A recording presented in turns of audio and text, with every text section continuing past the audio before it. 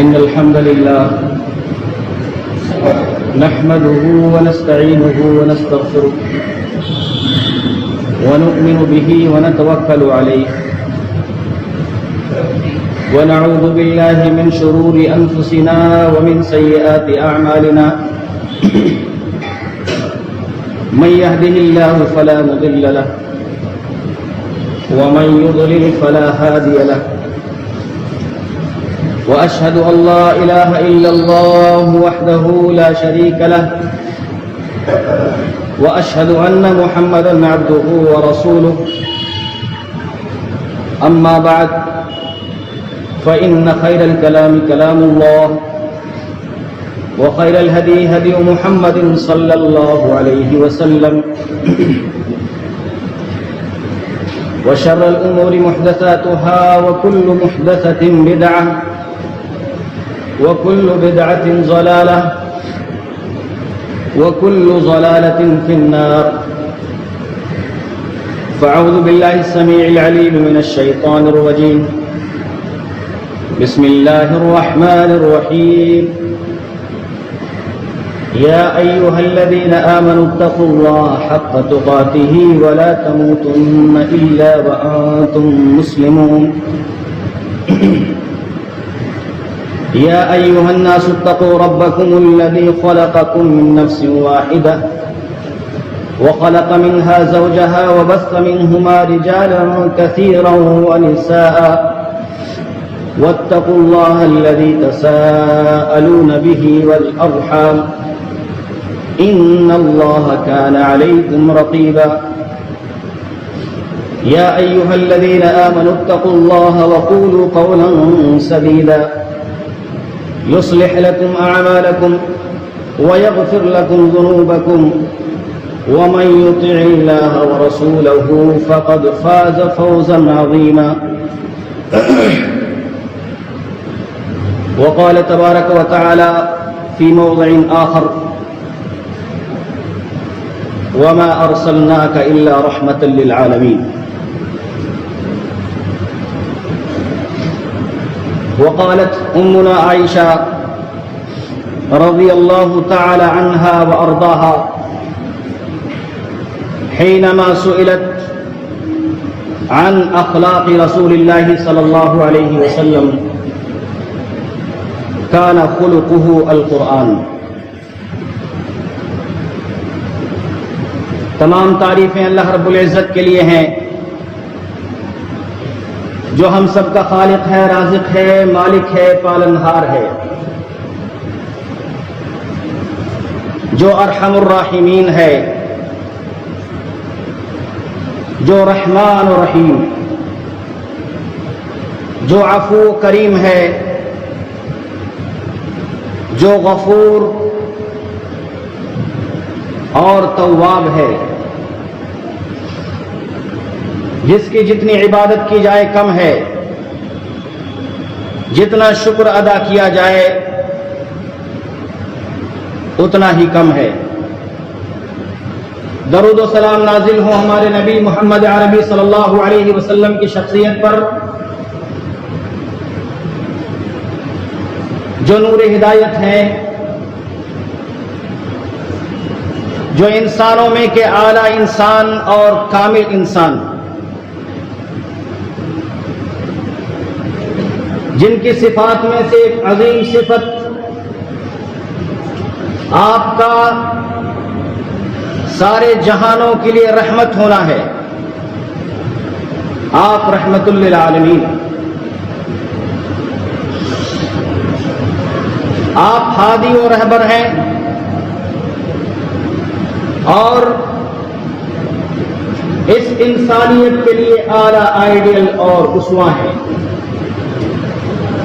اللہم صلی وسلم علیہ وعلی آلہ وصحبہ وسلم۔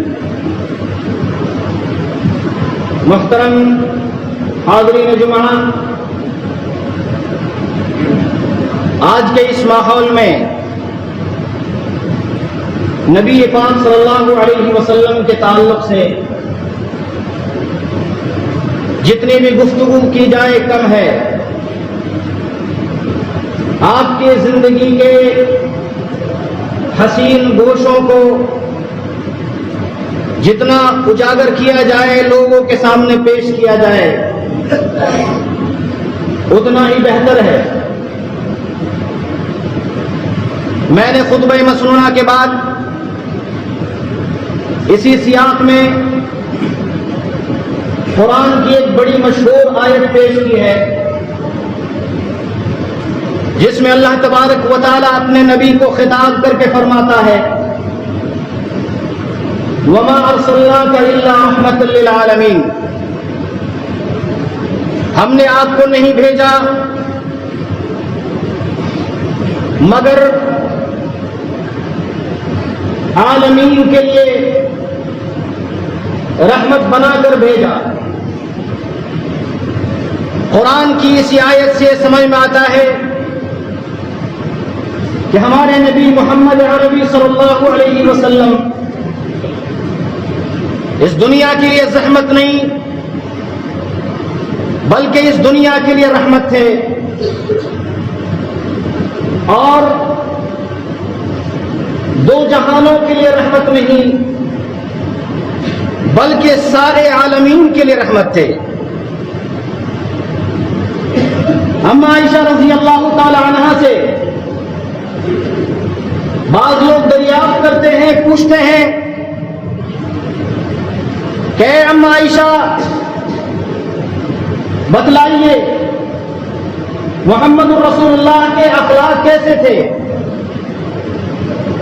آپ کی زندگی کے تعلق سے بتلائیے، آپ کے اخلاق کیا تھے۔ اما عائشہ رضی اللہ تعالی عنہا آپ کے اخلاق کو بیان کرتے ہوئے فرماتی ہیں کان خلقہ القرآن، اگر آپ کے اخلاق کو دیکھنا ہو تو قرآن کو پڑھو، آپ کی زندگی قرآن کی تعبیر تھی، آپ کی زندگی قرآن کی تشریح تھی، آپ چلتا پھرتا قرآن تھے، آپ کی زندگی کے شب و روز قرآن کی آیتوں سے خارج نہیں تھے، باہر نہیں تھے۔ حقیقت بات یہ ہے کہ جب ہم اللہ کے نبی پر تہمتوں کے بازار کو دیکھتے ہیں، کبھی غور کرتے ہیں کہ نبی پاک صلی اللہ علیہ وسلم کو دہشت گردی سے متہم کیا جا رہا ہے، کبھی آپ کو طرح طرح کے القاب سے نوازا جا رہا ہے، بڑا تعجب ہوتا ہے جب آپ کی سیرت کو پڑھا جاتا ہے اور آپ کی سیرت کے حسین گوشوں کو جب ہم جیسے طالبان علم پڑھتے ہیں تو ادھر ادھر سے اٹھتی ہوئی آوازوں پر بڑا افسوس بھی ہوتا ہے، بڑا تعجب بھی ہوتا ہے۔ میرے بھائیوں، آپ ذرا غور کرو، وہ نبی جو بچوں سے پیار کرتا ہو، وہ نبی جس نے عورتوں کو ان کا مقام دیا ہو، وہ نبی جس نے بچیوں کی تربیت پر جنت کی بشارت دی ہو، وہ نبی جنہوں نے خادموں کو وہی کھلانے کی تلقین کی ہو جو آقا کھائے، وہی پہنانے کی تلقین کی ہو جو وہ خود پہنے، وہ نبی جس نے جانوروں پر بھی رحمت اور شفقت کی تعلیمات دی ہوں، آخر وہ نبی دہشت گردی سے متہم کیسے کیا جا سکتا؟ میرے بھائیوں، آپ اللہ کے نبی کی تعلیمات پڑھو گے، یہ دنیا جس نے ہمارے نبی کی سیرت نہیں پڑھی، سنی سنائی باتوں پر یقین رکھتے ہوئے، ایمان رکھتے ہوئے ہمارے نبی محمد عربی صلی اللہ علیہ وسلم کو طرح طرح سے متہم کیا جاتا ہے۔ حقیقت بات یہ ہے کہ ان کو اس نبی کی قدر و قیمت کا احساس نہیں ہے، یہ نہیں جانتے کہ اس نبی کی تعلیمات کیا تھی۔ آئیے میں آپ کو چند واقعات کی روشنی میں اس نبی کی حسین زندگی کو بتلانا چاہتا ہوں۔ اللہ کے نبی صلی اللہ علیہ وسلم اپنے نواسے حضرت حسن کو پیار فرما رہے ہیں. آپ گلے سے لگا کر اس کو بوس و کنار کر رہے ہیں. ایک اعرابی، ایک دیہاتی قسم کا شخص آپ کو دیکھتا ہے، آپ سے کہتا ہے اے محمد، ہم اپنے بچوں کو بوس و کنار نہیں کرتے، ہم اپنے بچوں کو بوسے نہیں دیتے. آپ صلی اللہ علیہ وسلم نے فرمایا کہ تمہارے دل سے اللہ نے رحمت کو نکال لیا. یہ نبی ہے جو بچوں کو کھیلتا ہوا دیکھتا ہے تو بچوں کے پاس رک جاتا ہے، ان سے پیار بھری گفتگو کرتا ہے. یہ نبی ہے جو ایک گھر میں جاتا ہے اور ایک چھوٹا سا بچہ آپ کے سامنے آتا ہے. میرے بھائیوں، یہ صحابی جب بڑا ہو جاتا ہے تو کہتا ہے کہ مجھے یاد ہے، مجھے معلوم ہے، میں 4 سال کا تھا، میرے نبی میرے گھر میں آئے اور ہمارے گھر کے اندر ایک ڈول میں پانی رکھا ہوا تھا. آپ نے اس ڈول سے منہ میں پانی لیا اور مذاق کرتے ہوئے میرے منہ پر چھڑک دیا. یہ نبی کیا دہشت گرد اور قتل و غارت گری کا بازار گرم کرنے والے لوگ، کیا ان کے دلوں میں اس قدر رحمت ہو سکتی ہے؟ میرے بھائیوں، اس دنیا نے محمد رسول اللہ کو پہچانا نہیں، جانا نہیں، اس کی شناخت نہیں کی، اس لیے آپ کو طرح طرح کے الزامات دیے جاتے ہیں. آپ اللہ کے نبی صلی اللہ علیہ وسلم کی سیرت پڑھیں گے، آپ کو معلوم ہوگا آپ صلی اللہ علیہ وسلم عورتوں کو ان کا مقام دیتے. عرب کے سماج میں، عرب کے معاشرے میں عورتوں کو حقیر سمجھا جاتا تھا، ان کو وراثت میں حصہ نہیں دیا جاتا. لوگ اپنی ماں سے شادیاں کر لیتے تھے اس لیے کہ اگر یہ عورت کسی دوسرے خاندان میں جائے گی تو ہمارے گھر کا جو مال ہے، جو اثاثہ ہے، جو سرمایہ ہے، وہ وراثت کے طور پر دوسرے خاندان میں منتقل ہو جائے. باپ کے مرنے کے بعد بیٹا اپنی ماں سے شادی کر لیتا تھا. اس ہندوستان کے اندر عورتوں کو اپنے شوہروں کے ساتھ جلا دیا جاتا تھا. یہودی دھرم کے اندر، یہودیت کے اندر عورتوں کو شیطان کا روپ سمجھا جاتا تھا. بدھ دھرم کے اندر عورتوں سے قربت کو خدا سے دوری سمجھا جاتا تھا. اللہ کے نبی نے ان کو کیا مقام دیا؟ میرے بھائیوں، ماں کے قدموں تلے جنت رکھی اور فرمایا الجنت تحت اقدام الامہات. اے لوگوں، عورتوں کی بے عزتی کرنے والوں، یہ عورتیں تمہاری مائیں ہوتی ہیں، ان ماؤں کے قدموں میں بیٹھ کر جنتیں حاصل کرو. اور بیٹیوں کے تعلق سے اللہ کے نبی نے کیا فرمایا؟ آپ نے فرمایا اگر اللہ تبارک و تعالی کسی کو 2 بیٹیاں عطا کرتا ہے اور یہ باپ ان 2 بیٹیوں کی تربیت کرتا ہے اور ان کی تربیت کے ساتھ بعد ان کی شادی کر دیتا ہے، تو یہ 2 بیٹیاں ان کی تربیت اور ان کی خدمت، ان کی نخروں کو سنبھالنا اور ان کی ضروریات کو پورا کرنا، ان سے محبت کرنا، ان کی تربیت کرنا، یہ اس کے جنت میں داخلے کا سبب بن جاتا ہے. یہ اللہ تبارک و تعالیٰ نے، اللہ کے نبی نے بیٹیوں کو مقام دیا. بیویوں کو کیا مقام دیا؟ میرے بھائیوں، زمانے جاہلیت کے اندر بیویوں کا کوئی مقام نہیں ہوا کرتا تھا.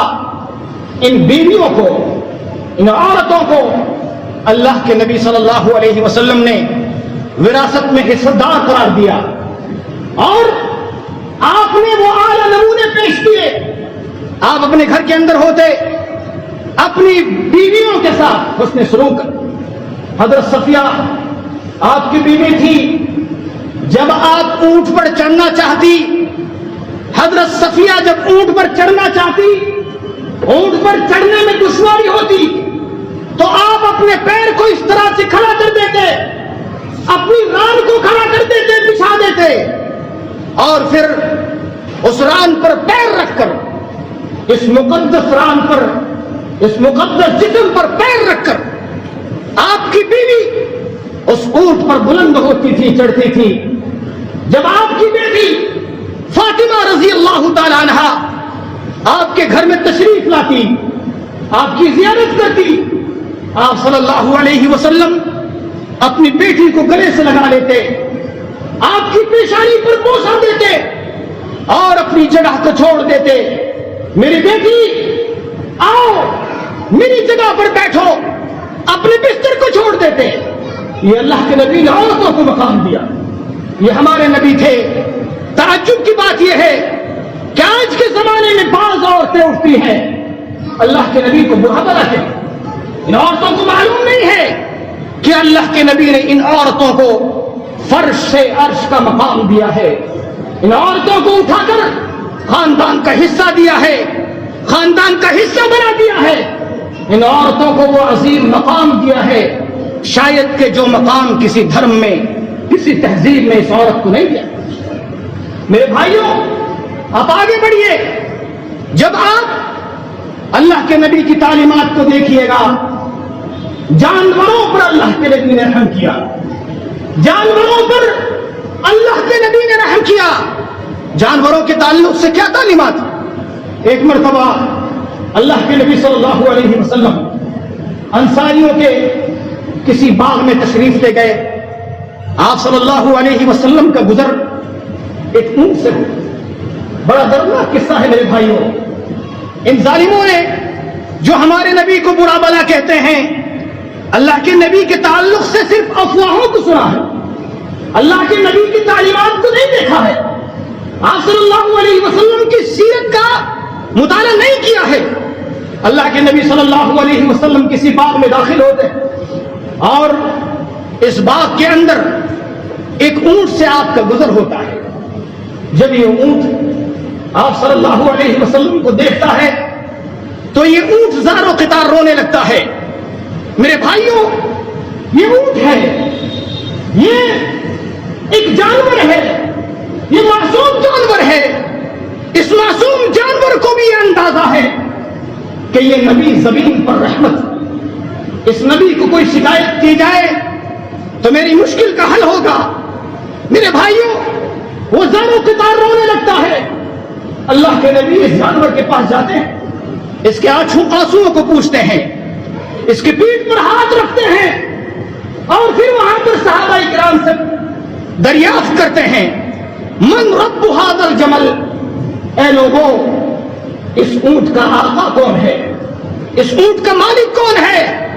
بتایا جاتا ہے ایک انصاری نوجوان، اس انصاری نوجوان کو اللہ کے نبی صلی اللہ علیہ وسلم بلاتے ہیں اور اللہ کے نبی صلی اللہ علیہ وسلم اس سے کہتے ہیں کہ اے نوجوان، یہ اونٹ مجھ سے شکایت کر رہا ہے کہ تم اس کو بھوکا رکھتے ہو اور اس کو بڑی تکلیف دیتے ہو۔ اللہ تبارک و تعالیٰ نے اس جانور کو تمہارے ماتحت کیا ہے، تم ان پر رحم کھاؤ، تم رحم کھاؤ، وگرنہ اللہ تبارک و تعالیٰ تجھ پر رحم نہیں کرے۔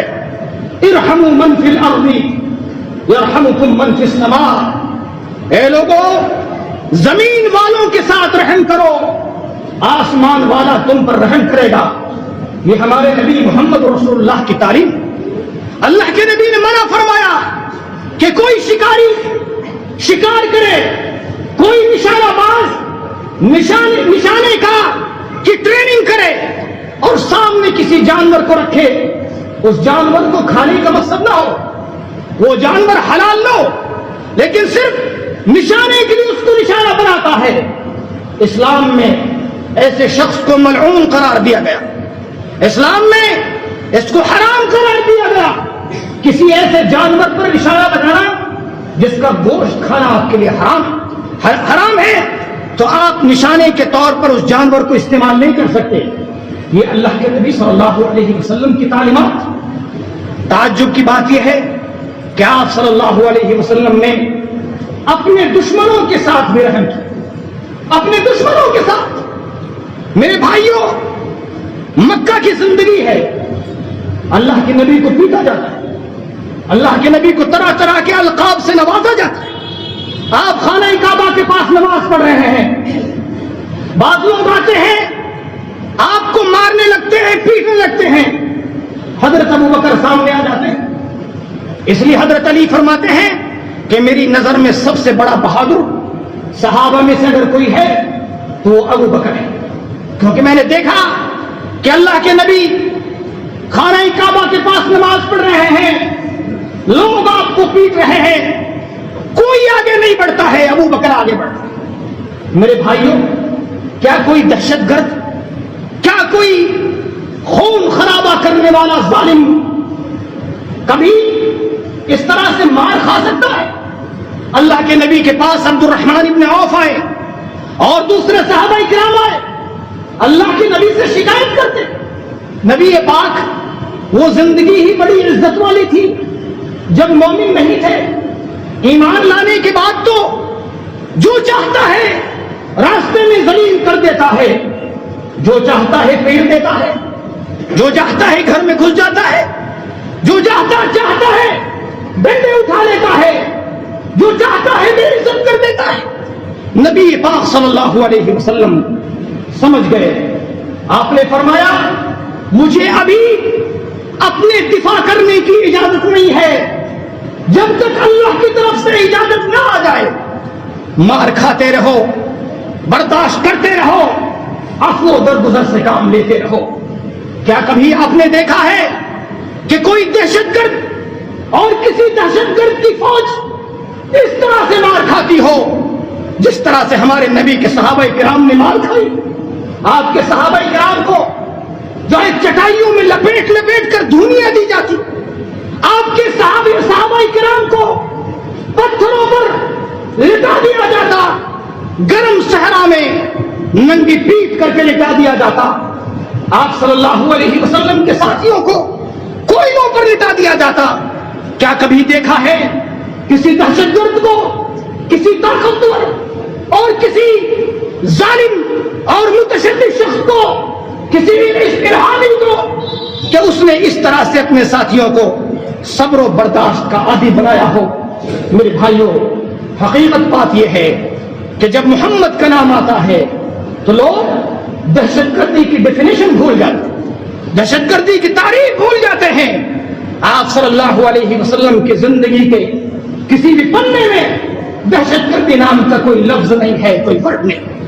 میرے بھائیوں، آپ صلی اللہ علیہ وسلم کی تاریخ پڑھو گے، حضرت جابر رضی اللہ تعالیٰ عنہ وہ فرماتے ہیں کہ ہم غزوہ ذات الرقاع میں کی طرف جا رہے تھے۔ غزوہ ذات الرقاع ایک جنگ تھی، صحابہ کرام اللہ کے نبی صلی اللہ علیہ وسلم اس غزوے میں سفر کے اندر ہوتے ہیں۔ آپ صلی اللہ علیہ وسلم، بڑا مشہور واقعہ ہے، بڑا معروف واقعہ، آپ سب نے سنا ہوگا، لوگ جانتے ہیں۔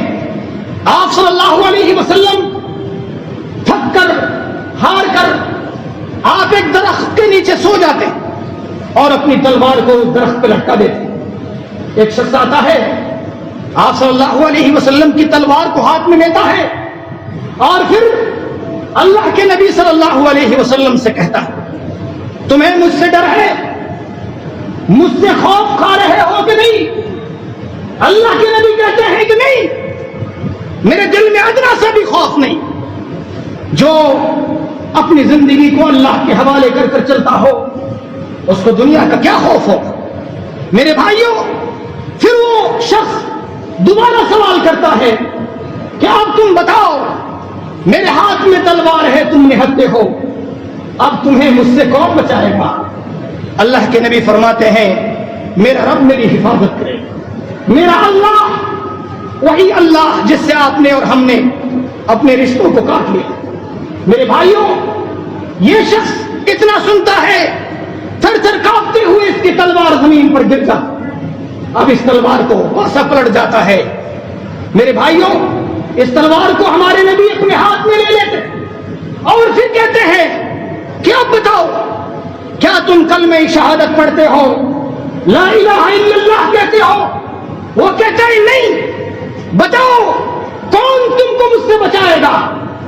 تو وہ شخص کہتا ہے کہ میں سمجھتا ہوں کہ تو میرے ساتھ بہتر معاملہ کرو، اور میں کلمہ شہادت تو نہیں پڑھتا، لیکن میں یہ وعدہ کرتا ہوں کہ آج کے بعد تیرے خلاف کبھی بھی تلوار نہیں اٹھاؤں گا، اور تیرے خلاف تلوار اٹھانے والوں کا ساتھ بھی نہیں دوں۔ تعجب کی بات یہ ہے کہ اسلام جس کے تعلق سے الزام دیا جاتا ہے کہ اسلام تلوار سے پھیلا، ہمارے نبی محمد عربی آپ کے ہاتھ میں تلوار ہے، آپ پوچھتے ہیں کہ کیا کلمہ شہادت پڑھتے ہو؟ وہ بالکل ہمت کے ساتھ کہتا ہے میں ایمان نہیں لاتا۔ کیا دہشت گرد ایسا ہوتا ہاتھ میں تلوار ہو اور اس کے مطالبے کو پورا بھی نہ کیا جائے اور اس کو چھوڑ دیا جائے، اور یہ شخص آپ کے قتل کرنے کا ارادہ بھی رکھتا تھا، اس کے باوجود آپ نے چھوڑ دیا؟ میرے بھائیوں، آپ صلی اللہ علیہ وسلم مجسم محنت رحمت تھے، مکمل رحمت تھے، سراپا رحمت تھے، سراپا عفو درگزر تھے۔ آپ صلی اللہ علیہ وسلم کی زندگی میں، آپ کی سیرت میں ہزاروں واقعات ایسے ملیں گے جن واقعات سے پڑھنے والے کو یہ یقین ہو جاتا ہے کہ آپ دہشت گرد نہیں، آپ دنیا کے اندر اصلاح کا کام کرنے والے تھے، آپ دنیا کے اندر رحمت کو پھیلانے والے تھے۔ پھر میرے بھائیوں، آپ فتح مکہ کے موقع کا جو ہے اس کی تاریخ آپ جانتے ہیں۔ فتح مکہ کے موقع پر انہی لوگوں کو، جن لوگوں نے آپ کو گھر سے نکالا، جن لوگوں نے آپ کو گھر سے نکلنے پر مجبور کیا، صحابہ کرام کو گھروں سے نکالا، ان کے گھروں کو چھین لیا، ان کے بچوں کو چھین لیا، طرح طرح سے ستایا گیا۔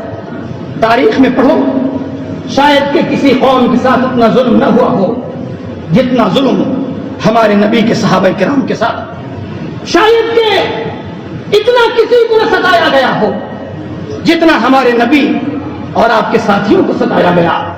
لیکن جب مکہ فتح ہوتا ہے، آپ تلواریں میان میں کر لیتے ہیں اور آپ سب کو معاف کر دیتے ہیں۔ انتم الطلقاء لا تثریب علیکم اليوم، اے لوگوں تم نے ہم کو بہت ستایا، لیکن آج میں تم کو ستانے والا نہیں ہوں۔ آپ نے دنیا کے اندر مار کھائی، آپ کو ستایا گیا، آپ نے تکلیفیں برداشت کی، اللہ کے لیے تکلیفیں برداشت کی۔ میرے بھائی، انتقام کے لیے نہیں۔ اللہ کے نبی صلی اللہ علیہ وسلم ایک جنگ کے اندر آپ اپنی صفوں کو درست کرتے ہوئے چھڑی سے اس طرح سے صفوں کو درست کرتے ہیں۔ ایک صحابی اللہ کے نبی صلی اللہ علیہ وسلم سے کہتا ہے نبی پاک آپ نے مجھے تکلیف دی ہے، میں اپنا انتقام لینا چاہتا ہوں۔ کیا کبھی کوئی دہشت گرد اس طرح سے ہو سکتا ہے؟ میرے بھائیوں، یہ عظیم قائد، عظیم سپہ سالار اپنی چادر کو اپنے کاندھے سے ہٹا دیتے اور لو چھڑی، یہ کاندھا ہے، یہ چھڑی ہے، اپنا انتقام لے۔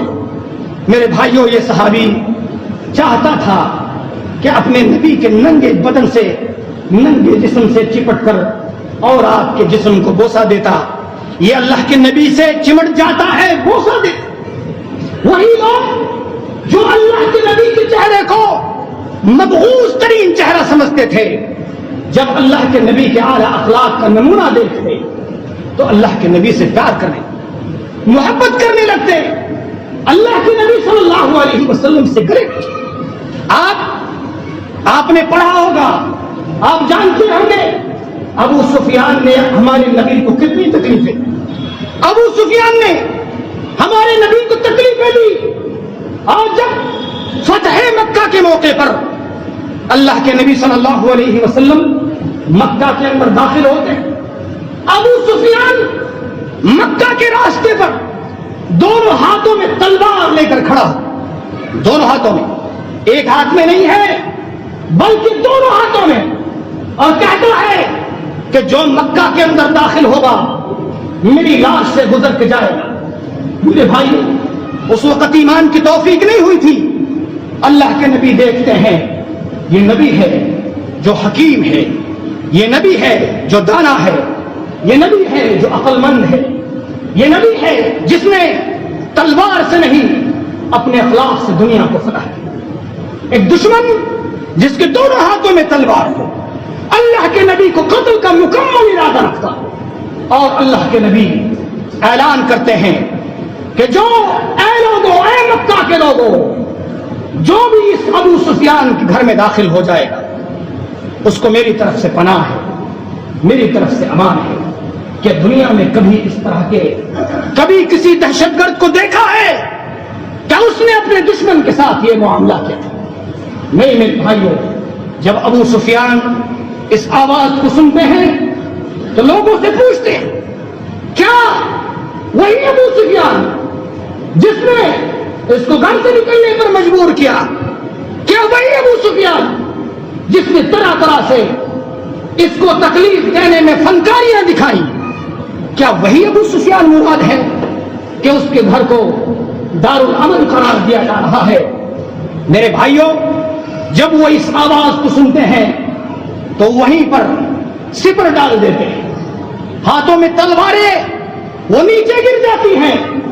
اس کی عقل اور اس کا ضمیر اس کو خطاب کرتا ہے کہ اے ابو سفیان، وہ نبی جو تم پر اتنا مہربان ہے، تم ہاتھ میں تلوار لے کر اس کو قتل کرنے کے لیے نکلے ہو۔ یہیں سے آپ کے دل میں اسلام داخل ہو جاتا ہے۔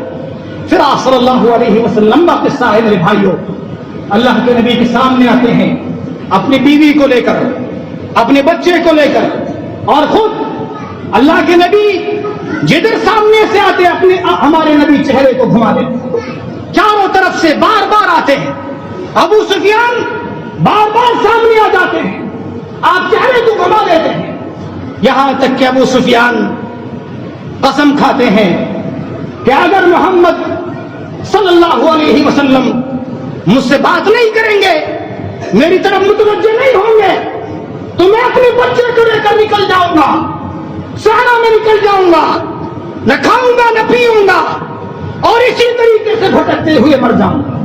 میرے بھائیوں، یہ نبی ہے، یہ محمد صلی اللہ علیہ وسلم کی شخصیت، جس کا دل مکمل رحمت ہے۔ آپ کا دل بھر آیا، آپ کو رحم آ گیا، آپ صلی اللہ علیہ وسلم اس اپنے صحابی کو گلے سے لگا لیتے ہیں، آپ اس کی طرف متوجہ ہو جاتے ہیں، اور یہ اللہ کے نبی کا عظیم دشمن لا الہ الا اللہ محمد رسول اللہ پڑھ کر اللہ کے نبی صلی اللہ علیہ وسلم کے اسلام میں داخل ہو جاتے ہیں۔ میرے بھائیوں، اپنے نبی کی سیرت پڑھو۔ ہم نے اپنے نبی پر بڑا ظلم کیا ہے، ہم نے اپنے نبی کی سیرت کو نہیں پڑھا، اپنے نبی کی سنتوں کو اپنے گھروں سے نکال دیا، اپنی زندگیوں سے نکال دیا۔ آپ میں سے کتنے لوگ ہیں جو 5 وقت نماز پڑھتے ہیں؟ آپ میں سے کتنے لوگ ہیں جو کوئی کام کرنے سے پہلے اللہ کے نبی کی سنتوں پر غور کرتے ہیں، کسی عالم سے دریافت کرتے ہیں؟ حقیقت بات یہ ہے کہ غیروں نے ہمارے نبی پر ظلم اسی وقت کیا ہے جب مسلمانوں نے اپنے نبی پر ظلم کیا ہے۔ ہم کو اپنے نبی کی سیرت کو پڑھنے کی ضرورت ہے، اور اپنے نبی کی سیرت کے حسین گوشوں کو لوگوں کے سامنے پیش کرنے کی ضرورت ہے۔ حقیقت بات یہ ہے، حضرت حسان نے ہمارے نبی کے تعلق سے فرمایا تھا، وَأَجْمَلَ مِنْكَ لَمْ تَرَ قَطُّ عَيْنِي وَأَحْسَنَ مِنْكَ لَمْ تَلِدِ النِّسَاءُ۔ اے محمد، تم سے خوبصورت کبھی کسی عورت نے کسی بچے کو جنم نہ دیا، وَأَحْسَنَ مِنْكَ، اور نہ کسی آنکھ نے تجھ سے حسین کسی کو دیکھا۔ اور اس کے بعد حضرت حسان فرماتے ہیں کہ خلقت مبرئا من کل عیب، اے محمد ایسا لگتا ہے کہ ہر عیب سے آپ کو پاک پیدا کیا گیا ہے، وَكَأَنَّكَ قَدْ خُلِقْتَ كَمَا تَشَاءُ، اور ایسا لگتا ہے کہ جس طرح سے آپ کی مرضی تھی اسی طریقے سے اللہ نے آپ کو پیدا کیا ہے۔ اللہ تبارک و تعالی ہمارے نبی پر ہزاروں کروڑوں انگرت درود و سلام کی بارش فرمائے۔ اللہم صلی وسلم علیہ وعلی آلہ وصحبہ وسلم۔